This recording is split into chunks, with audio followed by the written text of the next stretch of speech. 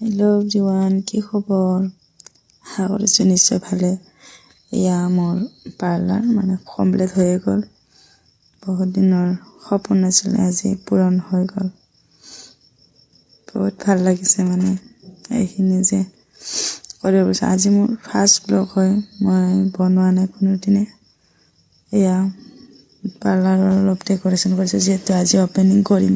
মোৰ মেমহঁতকো ইনভাইট কৰিছোঁ, আহিব। এয়া আহি পালে মেমে অকণমান আশীৰ্বাদ ল'লোঁ, লৈ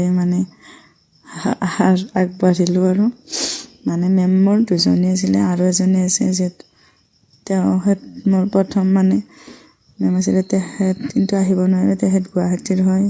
এজনী ওচৰৰে মেম আছিলে, চিনি পায়েই চাগে সকলোৱে, মঞ্জু মেমক। তেখেত আহিছে, আহি অলপমান পিঠা কাটিলোঁ, কাটি ভিতৰলৈ আহিলোঁ আৰু আহি বহিব ক'লোঁ। আহিছে আৰু লগৰো আহিছে বহুত। তেনেকৈ আৰু অলপ ধেমালি কৰিলোঁ। দোৱা কৰিব সকলোৱে যাতে ভালে ভালে পাৰ্লাৰখন চলাই নিব পাৰোঁ।